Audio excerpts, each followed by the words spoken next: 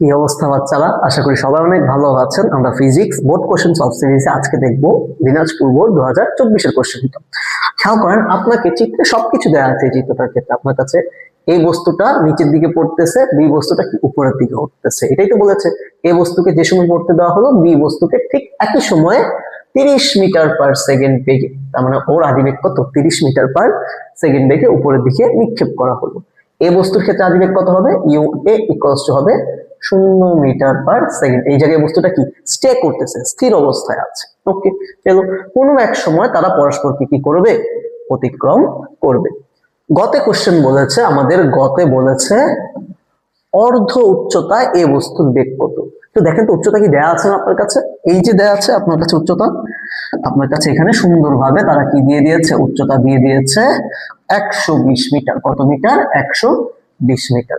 তাহলে অর্ধ উচ্চতা মানে কত, অর্ধ উচ্চতা মানে কি h/2, তার মানে কতটুকু ভাই, 60 metre.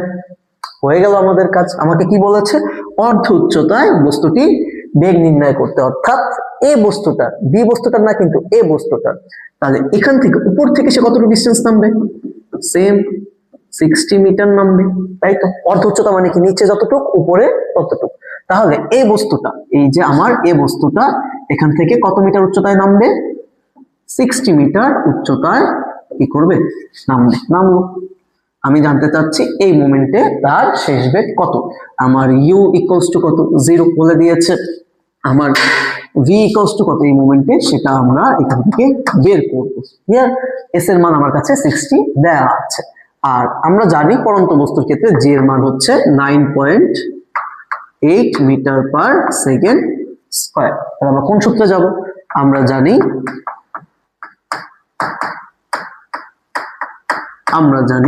v square equals to u square plus 2gh।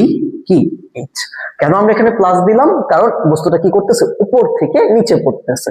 তাহলে আমি এখান থেকে v এর ভ্যালু বের করতে চাই, তাহলে √0 স্কয়ার প্লাস 2 ইন্টু 9.8 ইন্টু কত, 60।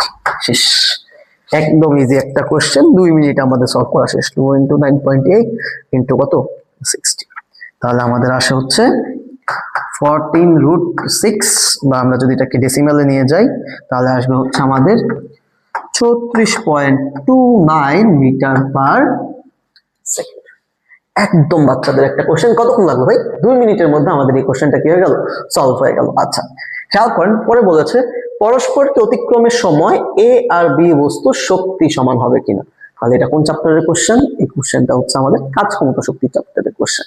আমরা যখন কাজ ক্ষমতা চ্যাপ্টারের প্লেলিস্ট গুলো দেখবো, তখন এই কোশ্চেনটা আমরা সলভ করে ফেলতে পারবো।